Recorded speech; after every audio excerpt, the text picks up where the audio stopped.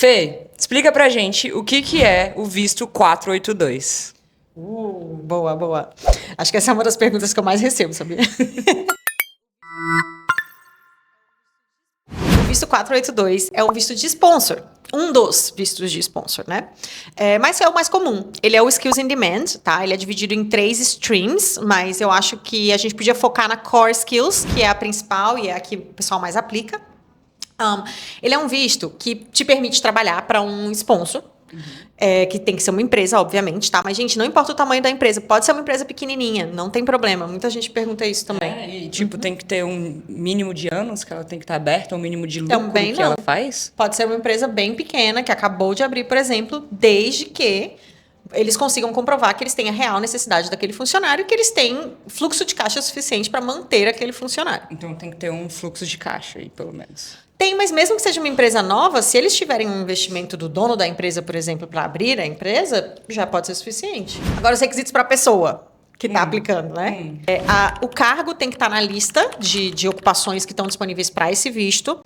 A pessoa tem que ter, no mínimo, 1 ano de experiência. E aí, nessa hora, a gente tem que checar o ANSCO, porque pode ser que a ocupação específica daquela pessoa precise de mais experiência. Então, o requisito do visto é 1 ano, mas o ANSCO pode dizer que aquela profissão específica precisa de mais. E aí também vai ter algumas coisas que o ANSCO vai colocar. Por exemplo, se você não tem a qualificação educacional específica, você pode apresentar mais experiência. E aí vai depender um pouquinho de qual é exatamente a ocupação que a pessoa está aplicando. Por isso que é bom falar com a agente de imigração para entender. E qual que é o principal problema que as pessoas encontram quando elas vão aplicar o 482? Acontece muito de chegarem aqui no escritório falando assim, eu tenho um sponsor, consegui um sponsor. Mas aí o visto da pessoa vai vencer daqui a, 2 semanas. Esse visto ele tem um requisito muito específico, tá? Que é o LMT, e ele pede que a empresa esteja anunciando aquela vaga há pelo menos 28 dias, né? Uma média de 4 semanas aí. E o anúncio ele tem que ser feito de uma maneira muito específica. Então, se a empresa não estava anunciando a vaga, porque provavelmente você já estava trabalhando lá, então eles não estavam realmente precisando naquele momento, mas eles vão precisar, porque você vai ter que ir embora, que seu visto vai acabar. Se não tiver o anúncio, não tem como aplicar o visto. Simplesmente não tem. Meu Deus. Isso acontece muito. Então, muito cuidado. Não deixa para a última hora para aplicar o sponsor. E tem algum salário mínimo que a pessoa tem que receber para conseguir aplicar? Tem. O salário, na verdade, tem 2 critérios. O primeiro critério é o salário mínimo do visto, que no momento ele está em 76.515 por ano. E tem também o salário anual baseado naquela ocupação, que tem que ser acima desse. Então, esse é o mínimo do visto, mas, por exemplo, se você é um médico e a média salarial de um médico é 120 mil por ano na Austrália, a empresa tem que estar dando mais ou menos a média salarial que qualquer australiano naquela ocupação também ganharia. Então, tem que ser feito um cálculo aí, não é só o mínimo do visto. Você tem que subir, ô filho. Você quer aparecer, Rocky? Aparece aqui, vem. Perfeito. Oi, gente! Esse é o Rocky. Ó, essas lambidas vão sair no microfone, hein, Rocky? Rocky, o que você tem a dizer? E você tem alguma dica para dar para as pessoas que querem aplicar esse visto, que estão planejando aplicar o 482? Olha, se eu puder dar uma dica, pensa bem na tua relação com o seu empregador antes de aplicar. Né? Como o seu empregador te trata, qual é a relação profissional que vocês têm, porque uma vez aplicado o visto, né, e já você estando nesse visto, você tem uma certa obrigação com o seu sponsor. Óbvio que dá para trocar de sponsor, mas não é tão simples. Então, o ideal é evitar situações de exploração, evitar situações onde, né, você está em troca daquele visto dando muito mais. Porque a ideia é que você traga a tua expertise, o que você tem para oferecer como profissional, e aquela empresa te dê o visto, mas não que seja em troca da sua saúde mental ou toda a sua vida.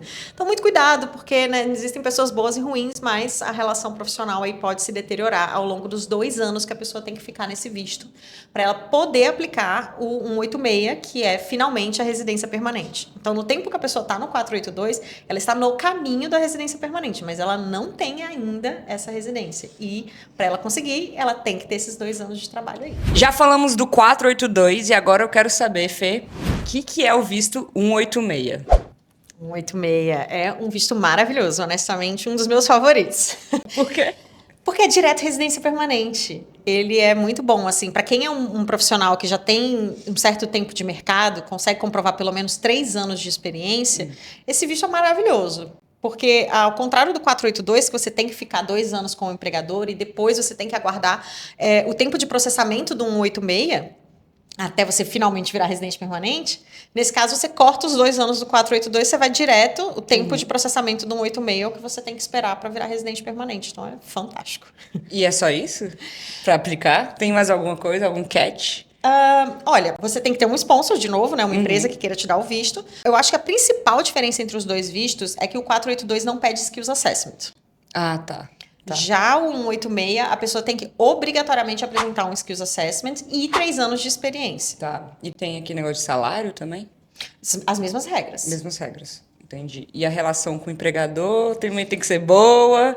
Tem que ser boa, porque já pensou se durante o tempo de processamento, que, sendo muito honesta, a gente está levando aí 1 ano.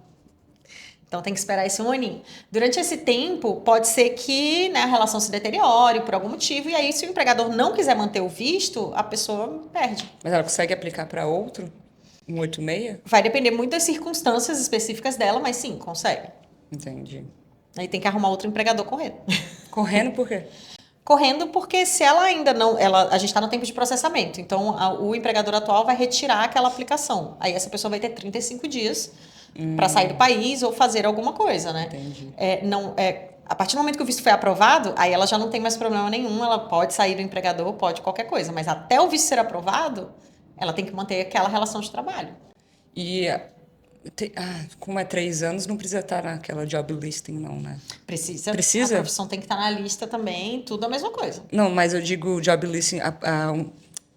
Os anúncios. Os anúncios. Não precisa. Não precisa de anúncio. Não precisa dos anúncios. Ah, tá. 186. Entendi. Eu acho que é legal a gente falar que o 186, e muita gente também às vezes não sabe disso, ele tem 2 streams.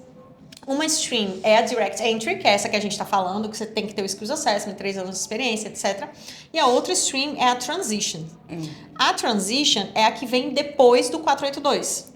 Então, você cumpriu com os seus... E olha que engraçado, você tem já 1 ano de experiência para aplicar para o 482. Daí, você cumpriu mais 2 anos de experiência com o seu empregador. Então, você, consequentemente, tem 3 anos de experiência. Tá. E você vai agora aplicar para um 186 sem precisar do Skills Assessment, porque você está vindo do 482. E tem algum requisito de inglês para aplicar? Para um 186 vai ser um IELTS 6 ou equivalente em outros testes. E tem alguma idade máxima que as pessoas podem aplicar o visto? No geral, sim. No geral, vai ser 45 anos, tá? Para a maioria dos vistos de residência permanente. E aí, se for por um caminho através do DAMA, que é uma coisa bem específica, aí realmente a gente consegue chegar até 55. E a pergunta que não quer calar, como que eu consigo arrumar um sponsor? Essa é boa.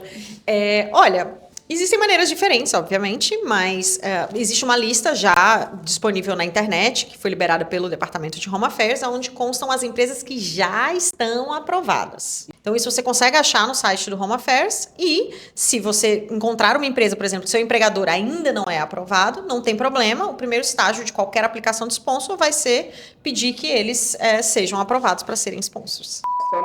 Só no 482, porque o 186 não precisa de autorização para ser sponsor. Ah, tá. Sério? Procura Education Way para fechar agora mesmo. A gente vai cuidar de você.